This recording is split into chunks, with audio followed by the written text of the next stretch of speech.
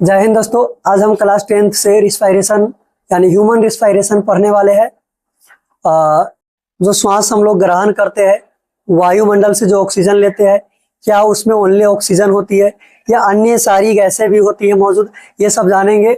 इसके अलावा क्या हम श्वास जो लेते हैं वो नासिका छिद्र से जो हम श्वास लेते हैं, वो श्वास किस प्रकार से हमारे फेफड़ों तक जाती है, उसका शरीर में ऊर्जा के रूप में रूपांतरण कैसे होता है, ये सब जानेंगे। तो ज्यादा देर न करते हुए अब स्टार्ट करते हैं। सबसे पहले जानते हैं कि श्वसन क्या होता है, कि श्वसन क्या यानी रिस्पायरेशन क्या है। तो वायुमंडल से ऑक्सीजन ग्रहण करना और कार्बन डाइऑक्साइड को छोड़ना, यही क्रिया जो है श्वसन कहलाती है। यानी जो ऑक्सीजन हम लोग ग्रहण करते हैं, ग्रहण करने के बाद शरीर से कार्बन डाइऑक्साइड को जब फिर नासिका वेश्म के माध्यम से हम बाहर निकालते हैं, तो ये जो प्रक्रिया है इसको हम लोग बोलते हैं श्वसन, या इसको हम श्वासोच्छ्वास भी इसलिए कहते हैं। क्यों कहते हैं? क्योंकि जब वायुमंडल से श्वास ग्रहण करते हैं तो हो गया श्वास यानी प्रश्वास हो गया। जब ऑक्सीजन यानी कार्बन डाइऑक्साइड ऑक्सीजन ग्रहण करते हैं और कार्बन डाइऑक्साइड रिलीज करते हैं, छोड़ते हैं, तो उच्छ्वास कहलाता है।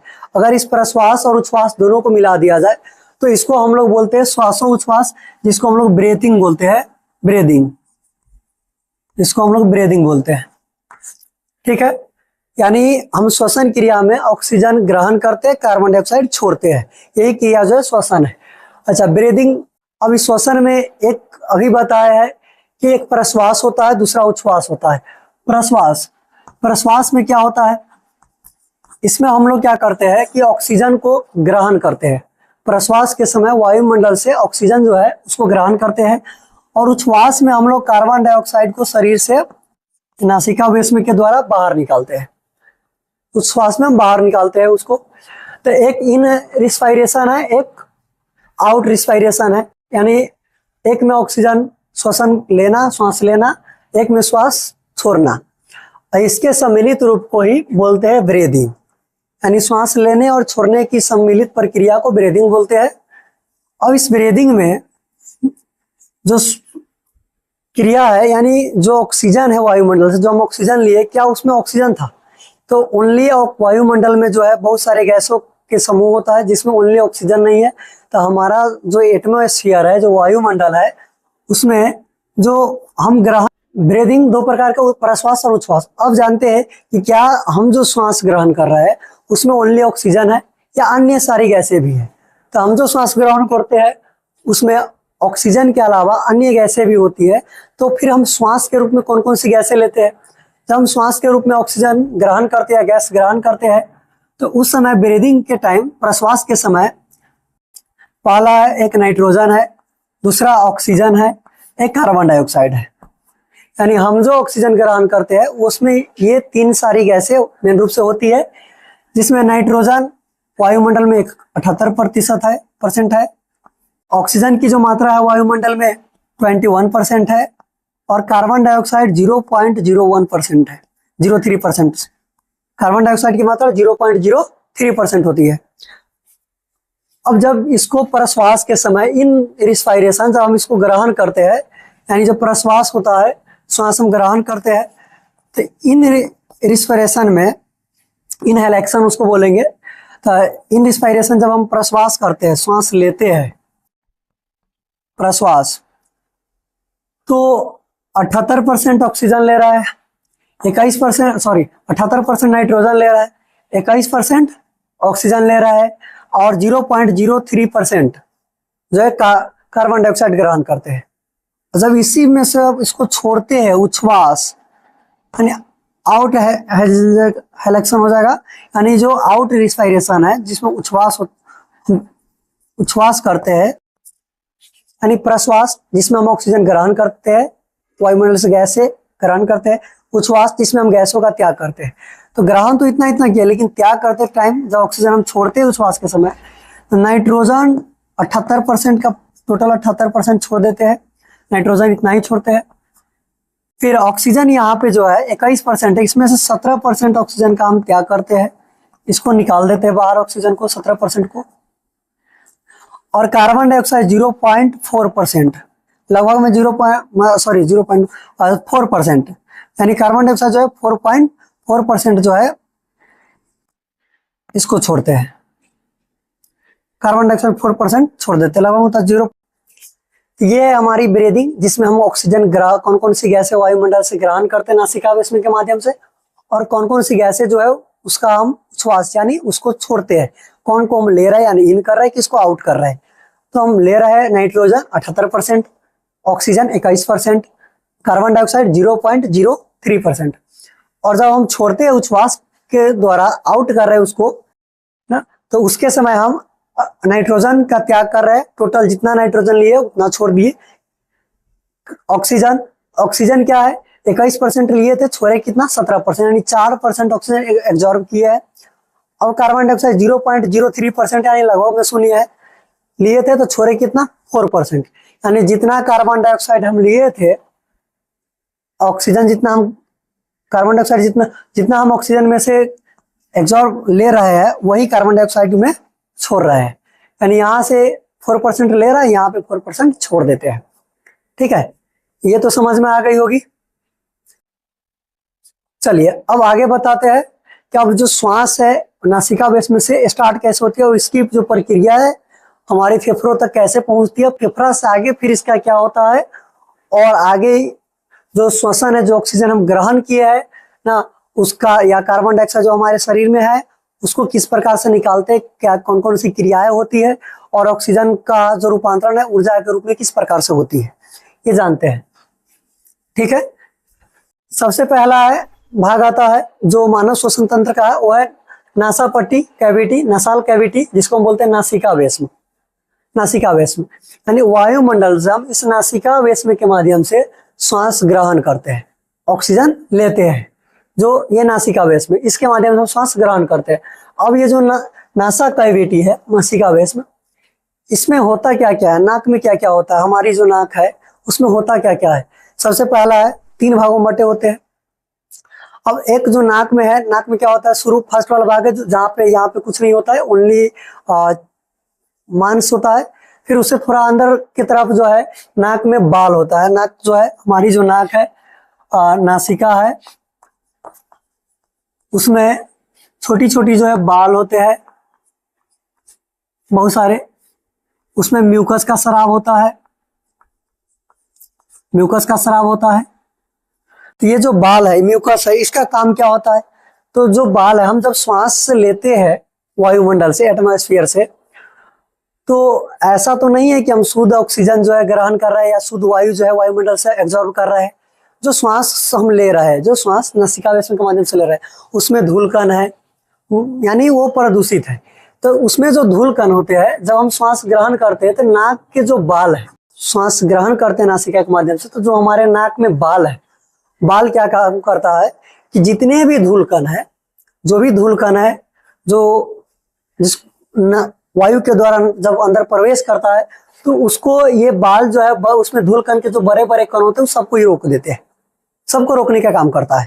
यानी बाल क्या किया, जो धूलकण आ रहा है, जो गर्दा मिट्टी आ रहा है, उसको रोक दिया। अच्छा, फिर उसके अंदर एक होता है क्या, म्यूकस। नाक में जो चिपचिपा पदार्थ होता है उसको हम लोग म्यूकस बोलते हैं। यहाँ से जो कुछ भी, जो बहुत छोटे छोटे कण होंगे जो यहाँ पे नहीं रोक पाते हैं, जिसको बाल नहीं रोक पाता है, वो जब आगे जाता है तो म्यूकस क्या होता है, चिपचिपा पदार्थ होता है। अब यहाँ से वो आगे नहीं बढ़ सकता। म्यूकस में क्या होता है, सारे के सारे पदार्थ जो है चिपक जाते हैं, सारे के सारे पदार्थ चिपक जाते हैं। अब वही जब हम सवेरे उठते हैं, नहीं तो बराबर आप लोग देखे होइएगा ना, सवेरे सवेरे नाक में उंगली डाल देते हैं, या कभी कभी बोलते हैं ना नाक से कुछ निकलता है, ऐसा हाथ डाल के निकालते हैं। तो वहां पे जिसको हम लोग ना अपना भाषा में वो बोलते हैं, सवेरे सवेरे हटाते हैं, उसको क्या बोलते हैं, ध्यान रखना है। वही होता है जो म्यूकस के कारण जो धूल मिट्टी होता है ना, उसको हम लोग बोलते हैं ना निट्टी छुड़ा रहे, हटाते हैं ना, तो वो ये म्यूकस होता है। म्यूकस के कारण जितने भी धूल मिट्टी आए होते हैं वो सब वहां पे चिपक जाते हैं। तो धूल मिट्टी सब कुछ तो रुक गया। अब बात रह गया क्या, तो गैस को, जो भी गैस हम लिए हैं उसमें क्या कौन कौन सी गैसें गई है, नाइट्रोजन, ऑक्सीजन, कार्बन डाइऑक्साइड। अब जब गैस यहाँ से प्रवेश करके जब नासिका, ये जो दिख रहा है ऊपर वाला भाग, जिसको हम बोलते हैं, ये थोड़ा हड्डी है, नसा पट्टी होता है, नसा कम्प्लेक्स बोलेंगे, नसा पट्टी होता है। अब ये नसा पट्टी, और वहां से जब नसा पट्टी से होते हुए जब वायु जो है अंदर प्रवेश करता है, अंदर की तरफ, जैसे अंदर जाता है नाक से, तो आगे उसको जाना पड़ता है कहाँ पे, फायरिंग्स में। फायरिंग्स जिसको हम लोग ग्रासनी बोलते हैं, क्या बोलते हैं, ग्रासनी, फायरिंग्स ग्रासनी बोलते हैं। अच्छा, जब फायरिंग्स में वायु प्रवेश करती है, अब यहाँ पे क्या होता है, यहाँ पे क्या होता है, जो फायरिंग्स है वहां पे एक दो चीज यहाँ पे ध्यान दीजिएगा। एक यहाँ पे माउथ कैविटी है, यानी मुख गुहा है नीचे से, ऊपर से नासिका पट्टी है, लेकिन दोनों आगे चल के एक ही जगह खुल रही है, एक ही जगह है। यहाँ नासिका वेश में भी यहाँ पे आके मिल जाता है, ये ग्रास नली है, ये ग्रासनी में, फेरिंग्स में।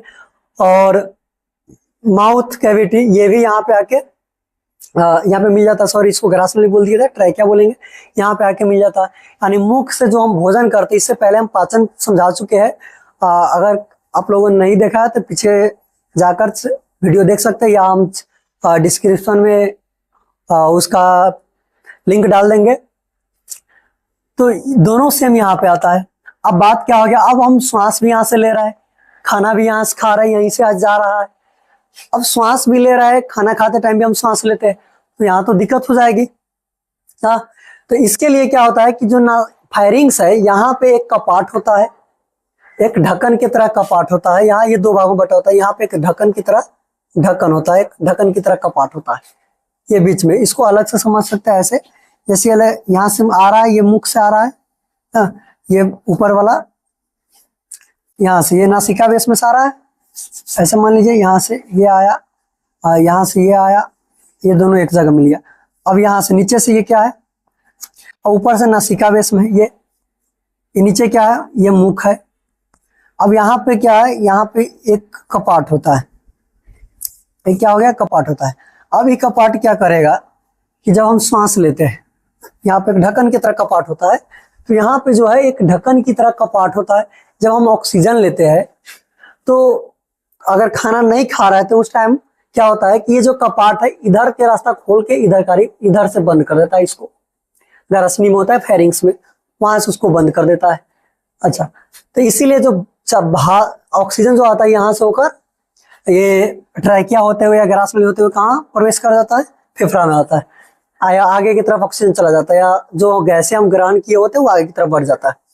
अच्छा, जब हम चावल यहाँ से खाते हैं, खाना खाते हैं, फिर ये भी यहाँ आता है, ये जो कपाट है ये इधर से नहीं, इसको ढक देता है, यानी ऊपर वाला जो ऑक्सीजन है अब आगे नहीं आ पाएगा, तो उसको ढक दिया। इस प्रकार से फिर क्या होता है, पाचन क्रिया के लिए चावल अंदर जाता है।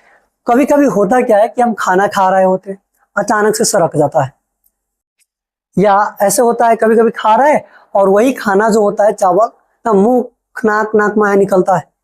अब हम लोग बोलते क्या है, जैसे सरा गया तो बोलते हैं कोई हमको याद कर रहा है, पर ऐसा होता नहीं है। या कभी नाक से निकल जाता। अब ये होता क्यों है, इसका कारण यही है, होता क्या है कि खाते टाइम हम दूसरे बातों पर ध्यान दे देते हैं।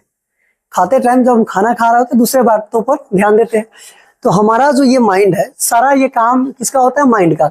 शरीर में जो भी क्रिया होती है सब पर कंट्रोल जो है ना, किसका कंट्रोल है, सब पर जो कंट्रोल है वो माइंड का है, सारा काम माइंड का है। अब ये जो मस्तिष्क है ये क्या करता है कि इसका ध्यान, हम कोई और बात पर ध्यान दे रहे तो हमारे मस्तिष्क का ध्यान कहीं और है। अब हम खाना खा रहे हैं या हम खाना खाते हैं बातचीत करने लगे, पूरी तरह जब ध्यान यहाँ से हट जाता है, मस्तिष्क का ध्यान पूरा इधर से हट गया और मस्तिष्क दूसरे बातों पर केंद्रित कर रहा है। इसीलिए हो क्या जाता है कि जैसे हम खाना खाते हैं मस्तिष्क को पता नहीं चलता है कि हमको क्या करना है। जैसे खाना जाता है अंदर, अब खाना खाए चाहे हर टाइम हम सांस लेते हैं, जैसे ही खाना अंदर जाता है अब मस्तिष्क दूसरे काम में बिजी, पता ही नहीं चलता। अब होता क्या है कि ये जो मस्तिष्क है ये कपाट को बंद करना भूल जाता है। अब इसको इधर बंद करके जिधर अब इसको ध्यान नहीं रहता, इसीलिए कपाट इधर बंद हो जाता है। अब जो भोजन है वो नीचे की तरफ ना आकर ऊपर से नाक के माध्यम से निकल जाता है। या कभी कभी मस्तिष्क को पता नहीं चलता तो ये इधर उधर बीच में अटक जाता है, तो हमको सरक जाता है। ठीक, तो सरकता इसलिए है क्योंकि हम खाते टाइम किसी से बातचीत कर रहे हैं, और ये तब तक ऐसा होता है जब या फिर ये भी कारण होता है कि मस्तिष्क का ध्यान कहीं और है, तो जो श्वसन है या खाना या कुछ पानी भी पी रहा है ना, तो वो सरक जाता है, बाहर गिर जाता है, बाहर निकलता है मुंह से, इसलिए जो है ना सरक, यानी हम लोगों को सरक जाता है। या जो खाना खाते हैं वो नाक के माध्यम से बाहर निकलता है, हम बोलते हैं कि भात जो है, चावल जो है ना बसा पर चढ़ गया है। तो ध्यान से खाओ खाते टाइम। इसलिए कभी कभी बाई चांस ऐसा होता है, अगर आपके नाक में वो चावल उबल खाया है, ज्यादा मात्रा में अटक गया, बड़ा कण है ना, तो हो सकता है आपका देहांत हो जाए। ये भी हो जाएगा, अब मतलब समय से पहले भगवान के प्यारे हो जाइएगा। तो इसलिए खाते टाइम किस बातचीत नहीं करना चाहिए, आराम से खाना पर, ओनली खाना पर फोकस करना चाहिए कि ओनली हम खाने पर फोकस करेंगे। ठीक है। अब जब भोजन, अब यहाँ से जब ये श्वास नली के माध्यम से आ गया था, ये कपाट यहाँ का बंद होता है, इधर से भोजन को रोक देता है और ये जो है ऑक्सीजन इधर से आ जाता है। तो अब जो गैस है जो अंदर की तरफ ऑक्सीजन प्रवेश किया, अब ऑक्सीजन कहाँ पहुंच गया, अब देखिए बीच में आ जाता है क्लैरिंग्स, ऑक्सीजन पहुंचा ट्रैकिया में। ये पूरा जो भाग है ना, ये ट्रैकिया है। तो ऑक्सीजन अब पहुंच जाता है कहाँ पे, लैरिंग्स है बीच में। लैरिंग्स को हम लोग हिंदी में बोलते हैं स्वर यंत्र। स्वर यंत्र। अब देखिए स्वर यंत्र नाम से स्पष्ट है, क्या बोलेंगे स्वर यंत्र को। स्वर यंत्र का मतलब है कि जहां से हमारी जो है आवाज बाहर आती है, यानी हम जो बोलते हैं, यहाँ से हम बोल रहे हैं, वो आवाज जो है कहाँ से आ रही है, इसी स्वर यंत्र से आवाज बाहर आती है। तो ये स्वर यंत्र, इससे हमारी जो है आवाज बाहर आती है। यहाँ पे होता है, आप लोग बोल सकते हैं, कभी इस पे आधा के बोलिए, क्या हुआ, कंपन सा होता है, यानी जो ध्वनि है, ध्वनि कंपन से उत्पन्न होती है, इसीलिए यहाँ पे कंपन सा होता है। या इसके अलावा आप ट्राई कर सकते हैं, जो माचिस वाला बीच में कोई ऊन जो होता है धागा जोड़कर, हाँ, जब उस पर ट्राई कर लीजिएगा, पता चल जाएगा कि वहां पे वो क्रियाकलाप कर लीजिए, उससे पता चला है कि ध्वनि कंपन से उत्पन्न होती है। तो यहाँ पे कंपन होती है, अंदर से ओनली क्या है, हवा निकलती है। तो हम लोग जो बोलते हैं, आवाज अंदर से नहीं आती है, हम बोल रहे हैं अंदर से ओनली वायु आ रही है, वही वायु जो है यहाँ कहाँ पे आती है, लैरिंग्स में। अब ये लैरिंग्स में भी वायु का रूप है। जब माउथ में ये आती है तो वही क्या है कि माउथ के जो जीभ है या दांत सब है, उसके वजह से वो आवाज में कन्वर्ट हो जाता है, अब वो सामने वाला को सुनाई देता है। ठीक है। तो ये स्वर यंत्र यहाँ से क्या है, लैरिंग्स से क्या है, ये हमको बोलने में सहायता प्रदान करता है। चलिए, उसके बाद ध्वनि आप प्रवेश कर दिया कहाँ, ट्रैकिया में। कहाँ प्रवेश किया, ट्रैकिया में। अब ट्रैकिया क्या है, ट्रैकिया जैसे ग्रास नली होता है उस प्रकार से ट्रैकिया है। अब दोनों का काम तो यही कर रहा है, ट्रैकिया है। अब श्वास जो इस ट्रैकिया में आ जाएगा। ट्रैकिया ओनली एक पाइप है, इसमें कोई क्या बोल सकते हैं कि ऑक्सीजन क्या है, ओनली जाने का एक रास्ता है, एक पाइप है। अब इस ट्रैकिया में ये दिख रहा है, ये छोटा छोटा ये कपाट। अब ये जो दिख रहा है ना, ये इसलिए होता है कि ताकि जो ट्रैकिया है वो पिचके ना। तो इसमें एक हड्डी की तरह ये मांस का हड्डी का रहता है, मजबूत सा, इसके कारण क्या हो जाता है, ट्रैकिया की ये संरचना है, ट्रैकिया में ये संरचना ही होती है, इसलिए इसको हम ट्रैकिया बोलते हैं। ट्रैकिया को पिचकने से रोक देता है। अभी ट्रैकिया, इसमें ज्यादा कुछ होता नहीं है, ट्रैकिया के माध्यम से डायरेक्ट आगे आ जाता है श्वास। अब जो हम गैस लिए वो आगे की तरफ आ गया है। अब यही ट्रैकिया आगे आकर ये देखिए दो भागों में बट गया, एक ये वाली भाग है, एक ये वाली भाग है। ठीक है। अब ये जो दो भागों में बटे हैं, इस भाग को हम क्या कहते हैं, देखिए इस भाग को हम बोलते हैं ब्रोंकी, ब्रोंकाई या ब्रोंकी भी कह सकते हैं। इसको ब्रोंकाई भी कहेंगे तो सही है, ब्रोंकी भी कहेंगे तो सही है। तो इसको हम ब्रोंकी बोलते हैं। ये दो भाग है, यानी ट्रैकिया आगे चल के दो भागों में बट जाता है, जिसको हम लोग ब्रोंकी बोलते हैं। अब जो ऑक्सीजन आया है ना, प्रत्येक मनुष्य में दो फेफड़े होते हैं जो स्पंजी और गुलाबी कलर के होते हैं, और इस फेफड़े में श्वसन के लिए लगभग 400 से 800 फीट 300 से 400 फीट सतह उपलब्ध होते हैं श्वसन के लिए, 300 से 400 फीट। अब क्या हो गया, अब ये दो भागों में बट गया, जिसको हम बोलेंगे ब्रोंकाई या कह सकते हैं ब्रोंकीओल्स। ब्रोंकाई कहिए या ब्रोंकीओल्स कहिए, दोनों सही है। याद रखना है कि जब ट्रैकिया आगे की तरफ दो भागों में विभाजित होती है तो उसको हम ब्रोंकाई या ब्रोंकीओल्स कहते हैं। अब इस ब्रोंकाई या ब्रोंकीओल्स के माध्यम से जो ऑक्सीजन या गैस हम ग्रहण किए हैं वो दोनों तरफ, एक इस तरफ जाएगा एक इस तरफ, यानी फेफड़ा में प्रवेश किया, फेफड़े में प्रवेश करता है। अब ये आगे चल के भी कई भागों में बट जाता है। अब ये जो भाग बट गया है, ये जो दिख रहा है ये लाइन वाली, ये बट गया, इसको हम लोग बोलते हैं ब्रोंकीओल्स। क्या बोलते हैं, इसको ब्रोंकियोल्स बोलते हैं। मतलब ब्रोंकाई जो है आगे की तरफ जब अलग अलग भागों में डिवाइड होता है तो उसी ब्रोंकाई को दोनों तरफ देख सकते हैं, उसी ब्रोंकाई को या उसी ब्रोंकी को ब्रोंकियोल्स या ब्रोंकाइओल्स बोलते हैं। ठीक, तो उसी को हम क्या बोलते हैं, ब्रोंकियोल्स बोलते हैं, यानी वायु ब्रोंकियोल्स कह देंगे। फिर आगे आ जाइए, इसके बाद यहाँ पे जो दिख रहा है गुब्बारे की तरह छोटी छोटी रचना सब है, दोनों साइड है, बहुत सारी होती है।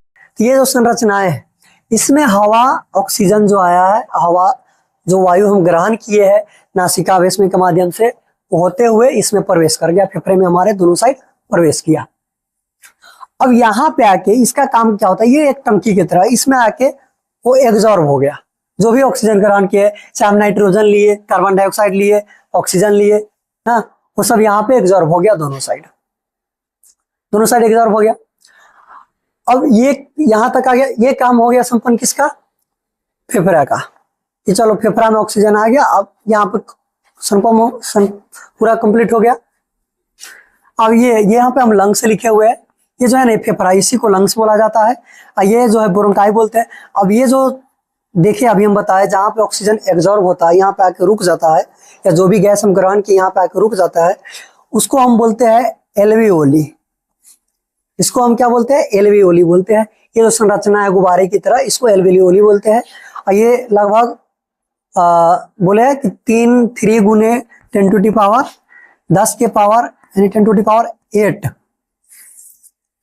इतनी संख्या होती है। इसको रखना है, एल्वियोली की संख्या कितनी है, 3 गुने 10⁸, यानी 3 करोड़ से अधिक, लगभग में 3 करोड़।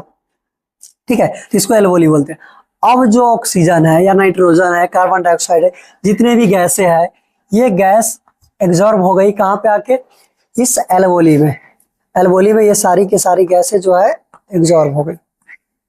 ठीक है, इस एल्वियोली में ये गैस एब्जॉर्ब हो गई। अब यहाँ पे आ गया, तो श्वसन तो हमारा यहाँ पे संपूर्ण हो गया। एक ये दिख रहा है नीचे, ये डायाफ्राम, इसको बोलते हैं, ये डायाफ्राम है, इसका भी काम इसमें होता है। तो ये काम फेफड़ा, तो फेफड़ा का काम क्या होता है, फेफड़ा का ज्यादा कुछ काम नहीं है, बस यही काम है, यहाँ पे आया और श्वसन को एब्जॉर्ब करके रखना। ये इस प्रकार से हो गया श्वसन। अब आगे जानते हैं कि जो ये वायु यहाँ पे आया है, जो नाइट्रोजन है, ऑक्सीजन और कार्बन डाइऑक्साइड है, इसका ऊर्जा के रूप में रूपांतरण कैसे होता है, यहाँ से शरीर में जाता कैसे। अब फेफड़ा के बाद होता क्या है, अब शरीर में एक होता है, अब यहाँ से शरीर में जो भी है, जैसे हमारी शरीर है उसमें ब्लड होता है, ब्लड क्या है, अब ब्लड में क्या होता है, एक आरबीसी होता है, आरबीसी, बाकी डब्ल्यूबीसी, प्लेटलेट्स या प्लाज्मा, वो सब को छोड़ देना है, वो सबसे उसका योगदान इतना नहीं है। ब्लड में एक आरबीसी ब्लड है, और आरबीसी में क्या होता है, ये लाल रंग, आरबीसी का जो कलर होता है वो रेड होता है। क्यों होता है, क्योंकि हीमोग्लोबिन इसमें होता है, इसमें हीमोग्लोबिन होता है, एच भी लिख देते हैं, हीमोग्लोबिन होता है। ठीक है, तो हीमोग्लोबिन होता है इसमें, पूरा मैंने लिख देते हीमोग्लोबिन, तो हीमोग्लोबिन होता है इसमें। अब इस हीमोग्लोबिन का काम क्या है, अब जो श्वास हम लिए वो फेफड़ा में ताकि एब्जॉर्ब हो गया, फेफड़ा अपना काम तो कर दिया, अब उसको भेजना है शरीर में। अब शरीर में जाएगा कैसे, अब वहां से जाने के लिए अब पूरे इस सब में रक्त के सिकाओं का, रक्त यानी जितने रक्त के सिका, चाहे आरबीसी और डब्ल्यूबीसी, सबका जाल फैला होता है। तो रक्त के सिकाओं का जाल फैला होता है, यानी इसमें ब्लड होता है, पूरे में, पूरे शरीर में ब्लड होता है। अब ब्लड क्या करता है कि ब्लड में भी पाया जाता है हीमोग्लोबिन, जिसको शॉर्टकट में हम एच भी लिख सकते हैं, ये हीमोग्लोबिन।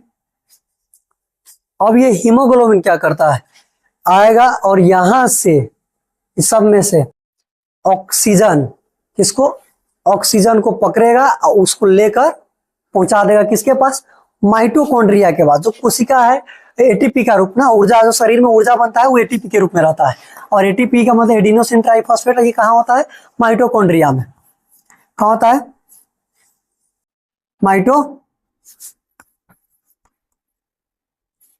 माइटोकॉन्ड्रिया में।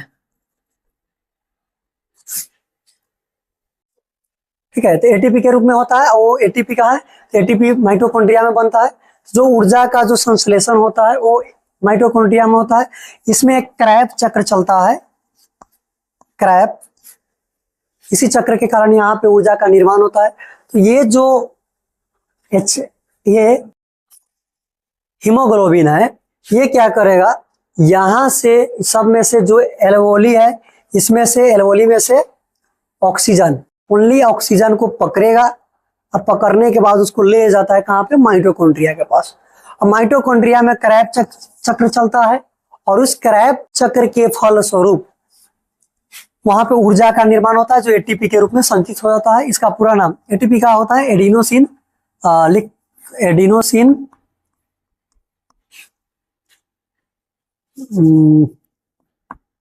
Adenosine triphosphate.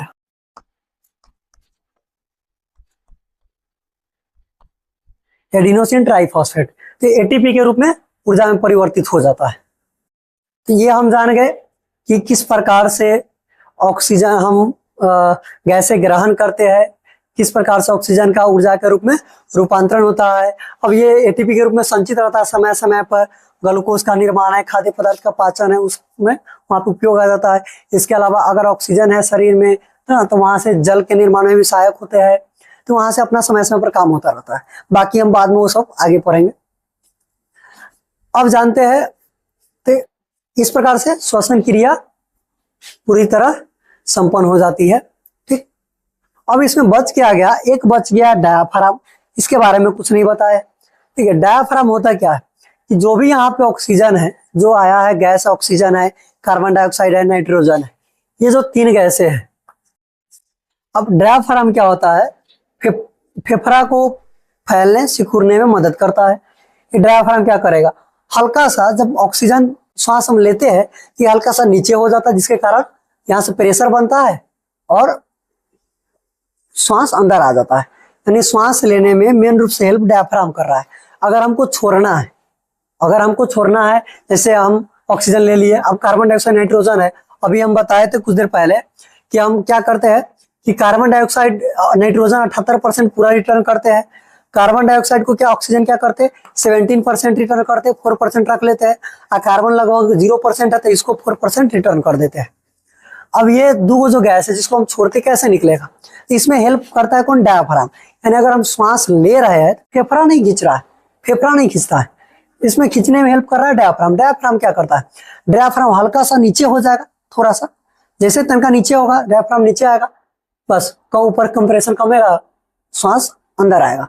डायाफ्राम जब नीचे से ऊपर जाता है तो जो यहाँ पे कार्बन डाइऑक्साइड है संचित है, ऑक्सीजन या नाइट्रोजन है या अन्य गैसें है, जैसे ऊपर जाएगा धक्का लगने के बाद क्या होता है, फेफड़ा नीचे से कंप्रेशन बनता है ऊपर की तरफ, और यहाँ से जो कार्बन डाइऑक्साइड वो नासिका वेस्म के माध्यम से बाहर निकल जाता है। तो ये मेन रूप से डायाफ्राम का बहुत महत्व होता है। अगर कभी कभी ऐसा होता है जैसे हम गिर गए कहीं से या चोट लग गया, कुछ हो जाता है, एक्सीडेंट कर गए, कुछ भी घटना होती है, तो अगर सामने से लग जाता है सीना में, अगर मान लेते हैं यहाँ सीना में कोई रिब्स जिसको हम पसली बोलते हैं, ये 12 जोड़ी पसली के अंदर ढका हुआ होता है। तो रिब्स अगर बच जाए, लेकिन अगर ये डायाफ्राम क्षतिग्रस्त हो गया, ये मांस होता है, ओनली मांस का गठीला मांस होता है, अगर डायाफ्राम में लग गया तब क्या होगा, डायाफ्राम लग गया तो मांस फट जाएगा, मांस फटेगा तो ये काम करना बंद कर देगा। जब ये काम करना बंद करेगा तो कंप्रेशन ना नीचे की तरफ होगा, ना डाउन होगा, ना हाई होगा, तो क्या होगा, ना हम श्वास ले सकते हैं ना छोड़ सकते हैं, यानी हमारी जो डेथ हो जाएगी, मर सकते हैं। ठीक है, सारी बात समझ में आ गई। चलिए यहाँ तक कोई दिक्कत नहीं है। अगर कोई प्रॉब्लम हो किसी को, अगर कोई बात ना समझ में आए या कोई क्वेश्चन यहाँ पे रह गया हो तो आप लोग कमेंट में पूछ सकते हैं, हम उसका रिप्लाई दे देंगे। अब आइए अब जानते हैं कि वापस क्या, अब थोड़ा हीमोग्लोबिन के बारे में जानते हैं। अभी हीमोग्लोबिन हम पढ़ा है। अब हीमोग्लोबिन देखिए क्या करता है। हीमोग्लोबिन के कारण जो हमारा ब्लड है, खून जो है लाल रंग का होता है, यानी ब्लड का कलर लाल होता है। क्वेश्चन भी आ सकता है कि मतलब किसके कारण जो है ना खून का रंग जो है, ब्लड का कलर जो है रेड रंग का होता है, लाल होता है, तो हीमोग्लोबिन के कारण होता है। अब एक चीज है, कभी कभी हम लोग क्या करते हैं, जैसे सिगरेट पी लिए या बहुत सारे लोग होते हैं सिगरेट पीते हैं या आप लोग, या बहुत सारे ऐसे लोग हैं जो जरा के मौसम में, ठंडी के मौसम में क्या करते हैं, आग लगाते हैं, वहां पे लकड़ी उकड़ी जलाते हैं, वहां पे घूरा तापते हैं। अब होता क्या है, जब हम घूरा के सामने, आग के सामने बैठेंगे, लकड़ी जलेगी, तो वहां पे क्या है कि बाहरी वायु नहीं, ओनली क्या आ रहा है, धुआं। यानी जो उसका धुआं है वो हमारे नासिका के माध्यम से श्वसन के रूप में, श्वसन के रूप में अंदर प्रवेश कर गया, फेफड़ा में आ गया। जब फेफड़ा में आके एल्वेओली में पहुंचता है तो ये हीमोग्लोबिन क्या करता है, हीमोग्लोबिन जो है ना, मतलब बहुत ही, क्या बोलते हो, मतलब हीमोग्लोबिन का काम होता है कि फेफड़ा से क्या करना है, ऑक्सीजन को उठा के एटीपी माइटोकॉन्ड्रिया में पहुंचा देना है, ताकि एटीपी के वहां ऊर्जा बने, एटीपी के रूप में संचित हो जाए। लेकिन हीमोग्लोबिन कर क्या देता है, अगर हम कोई गलत चीज सांस में ले रहे हैं, जैसे सिगरेट का धुआं ले लिए, या आग उग जलाते जरा के मौसम उसका धुआं ले लिए, खरपता से खाना उना बनाती है महिला, ऐसा अगर उसकी धुआं है, तो जैसे ही धुआं अंदर प्रवेश करता है तो हीमोग्लोबिन क्या करता है, ये बैल जो है ना, ये क्या करेगा, क्या ये बैल ऑक्सीजन, इसका काम है ऑक्सीजन को ले जाना, ये ऑक्सीजन को छोड़ देता है, ऑक्सीजन को ले नहीं जाएगा, ले किसको जाता है, अभी आएगा, अभी कहेगा नहीं हमको ऑक्सीजन पसंद नहीं है। अब जो धुआं होता है, धुआं में होता है कार्बन मोनोऑक्साइड, क्या होता है, हाँ धुआं में हो जाता है, लिख लेते हैं हम यहाँ पे, धुआं में होता है कार्बन मोनोऑक्साइड। अब ये क्या करेगा, जो हीमोग्लोबिन आया है ये कार्बन मोनोऑक्साइड को पकड़ेगा, इसको लेके चल जाता है कहाँ, माइटोकॉन्ड्रिया के पास। अब हमको चाहिए क्या, ऑक्सीजन, मतलब कोशिका, जो कोशिका है ये माइटोकॉन्ड्रिया, इसको क्या चाहिए, ऑक्सीजन। ये हीमोग्लोबिन बैल क्या कर रहा है, छोटा ले जा रहा है उठा के किसको, कार्बन मोनोऑक्साइड को। मतलब इसको जो काम दिया है वो पसंद नहीं है, पर दूसरे का काम पसंद है, मतलब जिसको जो काम ना कहो करने के लिए वो करने में रेडी है। इसलिए बोलते हैं कि कभी भी ज्यादा कोशिश करना है कि जो धुएं, जिससे धुआं निकलती है उसमें कार्बन मोनोऑक्साइड की मात्रा होता है, उससे दूर रहे, ठीक है। तो इसको अब जो है हीमोग्लोबिन को अपना काम पसंद नहीं है, होता है ना बच्चा की तरह, जिसको बोलेंगे काम नहीं करो नहीं करो, फिर बार बार करता है, बार बार वही काम करेगा। सो छोटा इसका बैल का काम यही है, बार बार क्या करेगा, जैसे ही धुआं आएगा तो क्या करेगा, नहीं नहीं हम ऑक्सीजन हम तुमको ले नहीं जाएंगे, हम उसको ले जाएंगे, पकड़ता ऑक्सीजन को ले आता है यहाँ पे, ठीक है। इस सबसे थोड़ा धुएं वाली जो चीज है, जहां से धुआं आ रहा है धुआं से दूर रहिए, जितना दूर रहेगा अच्छा है, नहीं तो बाद में फिर प्रॉब्लम हो सकता है, ठीक है। इस प्रकार से हमारी जो पाचन क्रिया है, या सॉरी जो श्वसन तंत्र, रिस्पायरेशन सिस्टम है मानव का, ह्यूमंस का, वो हम बता चुके हैं। अगर कोई भी सवाल है, डाउट है कहीं भी, तो आप कमेंट कीजिए, क्वेश्चन आप वहां पे हम रिप्लाई कर देंगे, या आप लोग वीडियो बना के उसका अपलोड कर देंगे, शॉर्ट में हो या लॉन्ग वीडियो में हो, अपलोड कर देंगे, ठीक है। अब कुछ यहाँ से क्वेश्चन है जो एग्जाम में पूछे जाते हैं, बता देते क्या क्या पूछेंगे। पहला तो है कि जो 10th क्लास में क्वेश्चन आ जाता है कि मानव श्वसन तंत्र का नामांकित चित्र बनाए, 5 नंबर में क्वेश्चन आता है। तो नामांकित चित्र मतलब चित्र बना देना है, इस प्रकार जैसे हम नाम लिखे, फायरिंग्स, लैरिंग्स ना, ट्रैकिया है, लंग्स है, इसको हम फेफड़ा बोलते हैं ना, इसी को हम लोग फेफड़ा बोलते हैं। उसका ब्रोंकस है या ब्रोंकाई बोलो, फिर ब्रोंकियोल्स है, और उसके बाद एल्वेओली है, डायाग्राम है। फिर इधर नासा कैविटी लिखेंगे, माउथ लिखना है तो लिख सकते हैं, नहीं तो छोड़ भी सकते हैं। अब ऐसे माउथ भी लिख देना है, माउथ कैविटी यानी मुख गुहा। तो ये सब इस प्रकार से लिख देंगे तो इसमें हमको मिलेगा 5 में 5 नंबर। हाँ, अगर आप लोग चित्र बनाना चाहते हैं, कभी हो सकता है कि चलिए हम ये नहीं बनाना चाहते, ये तो इसको हटा सकते, ओनली इतना बना सकते हैं, यहाँ से ये सिर्फ इसको बना सकते हैं, फिर भी फुल नंबर मिलेगा, 1 नंबर भी नहीं कटेगा, पूरा 5 में 5 मार्क्स मिल जाएगा। फिर आगे अब दूसरा तरीका क्या है, इसी में आप पूछेगा कि मानव श्वसन तंत्र का स्वच्छ नामांकित चित्र बनाए तथा वर्णन भी करे, यानी नामांकित चित्र के साथ वर्णन करने के लिए बोल देता है।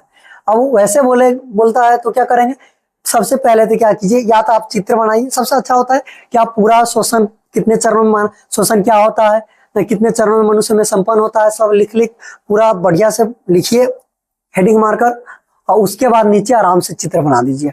और समय बचाना है तो आप ये ऊपर वाली जो खोपड़ी उपरी इसका हम बनाया है शक्ल, इसका शक्ल उकल छोड़ दीजिएगा, बस यहाँ से पूरा कंप्लीट कर लेना, यहाँ तक हो गया, पूरा 5 में 5 मार्क्स मिल जाएगा।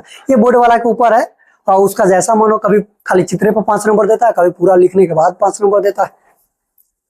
कभी पूरा लिखने पर भी काट लेता है। चलिए, तो एक क्वेश्चन ये आ गया। फिर अब यहाँ से क्वेश्चन आया कि हम लोग श्वास लेते कहाँ से, क्या श्वास किससे लेते हैं, मुख से लेते हैं कि नाक से लेते हैं? तो पहली बात है कि न तो मुख से श्वास लेते हैं न नाक से लेते हैं। हम श्वास ले रहे हैं कहाँ से, फेफड़े से। फेफड़ा खींच रहा है, लेकिन फेफड़ा खींचता है तो नाक क्या है, एक माध्यम है, श्वास को अंदर जाने का एक रास्ता है, तो हम फेफड़े से श्वास लेते हैं। अगर पूछा जाएगा कि मतलब मनुष्य में कितनी जोड़ी फेफड़े पाए जाते हैं, तो वहां हम बोलेंगे 2 जोड़ी। फेफड़ा का रंग क्या होता है, तो स्पंजी और गुलाबी कलर का होता है। ठीक है, ब्रोंकस आगे जाके कितने भागों में बढ़ जाता है, तो ब्रोंकस 2 भागों में बढ़ता है, जिसको हम लोग ब्रोंकस बहुत सारे भागों में बढ़ता है, जिसको ब्रोंक्यूल्स कहते हैं। यहाँ समझिए, ट्रैकिया आगे की तरफ 2 भागों में बढ़ता है, जिसको ब्रोंकी कहते हैं, और यही ब्रोंकस आगे का बहुत सारे भागों में बढ़ जाता है, जिसको ब्रोंक्यूल्स कहते हैं। और इस ब्रोंक्यूल्स के सिरा पर गुबद होता है, गुब्द मतलब उगना की तरह, ऐसे उसको हम बोलेंगे एल्वियोली बोल देते हैं, जहां पे ऑक्सीजन आकर एब्जॉर्ब हो जाता है। ऑक्सीजन को माइटोकॉन्ड्रिया तक पहुंचाता कौन है, हीमोग्लोबिन। किसके कारण ब्लड का जो रंग है रेड होता है, हीमोग्लोबिन के कारण। ठीक है, कोई दिक्कत नहीं। इस प्रकार ये सारी प्रक्रियाएं संपन्न हो गई। हम पूरा समझा चुके हैं। और कोई भी डाउट हो, अगर कुछ क्वेश्चन यहाँ से निकलेगा, ऑब्जेक्टिव आने वाला होगा, तो वहां पे समझा देंगे। एक चीज यहाँ पे आ जाते हैं, थोड़ा रह गया क्या, अब ऑक्सीजन तो पहुंच गया है माइटोकॉन्ड्रिया में, और इसका क्रैप प्रक्रिया चलता है सिस्टम, जिसमें एटीपी के रूप में ऊर्जा के रूप में बदल जाता है। अब बच गया क्या कि एक नाइट्रोजन है, इसको भी थोड़ा ध्यान से उतर गया था, इसको अब कार्बन डाइऑक्साइड शरीर से बाहर जाएगा कैसे। अब नाइट्रोजन की जो मात्रा है, नाइट्रोजन पूरा 78%, 78% बाहर जाता है। लगभग 4.6% होता है, जिसको हम बाहर छोड़ते कार्बन डाइऑक्साइड को। होता कैसे, अब जो वहां से जब ये हीमोग्लोबिन ऑक्सीजन लेके गया माइटोकॉन्ड्रिया के पास, वहां से क्या करेगा, ओकरा से मांग के लाएगा क्या, हमको कार्बन डाइऑक्साइड दो, हम एक को दे रहे थे, एक हमको दो। हाँ, वस्तु विनिमय प्रणाली, अदला बदली कर लो। तो ये ऑक्सीजन देता है, वहां से वो कार्बन डाइऑक्साइड देता है। अब उस कार्बन डाइऑक्साइड को या अन्य जो गैसें होती है उसके साथ है, उसको ये लेके आता है, कहाँ पे वापस लेके आता है, जहां से ले गया रहा तो वहां पे आके पटक देता है, यहाँ पे आके छोड़ दे, लो मेरा काम हो गया। अब जो करना है समझो, अब इसका काम तो हो गया। अब जो करेगा वो कौन करेगा, अब वो करेगा डायफ्राम। डायफ्राम क्या करेगा, अभी नीचे से हल्का सा ऊपर जाएगा, कंप्रेशन बनाएगा ऊपर की तरफ। जैसे ऊपर जाएगा तो यहाँ पे फेफड़ा है, लंग्स, इसमें ही सटता है। अब जैसे धक्का लगता है, बस यहाँ से ऑक्सीजन जो है निकलता है, यहाँ से सीधे क्या होगा, सॉरी, जो कार्बन डाइऑक्साइड अन्य गैसें निकलेंगे नाक के माध्यम से बाहर। इस प्रकार से ह्यूमन रिस्पायरेशन सिस्टम कंप्लीट हो जाता है। क्लियर, ठीक है। अब अगले दिन फिर से कोई मानव पाचन तंत्र हम पढ़ा चुके हैं, यानी ह्यूमन डाइजेस्टिव सिस्टम बता चुके हैं, और ह्यूमन रिस्पायरेशन सिस्टम भी अभी बताया है। अब इसके बाद जो अगला है वो हो सकता है हमारा परिवहन तंत्र, जिसको ट्रांसपोर्ट सिस्टम बोलते हैं। ठीक है, तो अगला हृदय, यानी हृदय के बारे में पढ़ेंगे कि ये जो हृदय है ना किस प्रकार से काम करता है, उसके बारे में समझेंगे।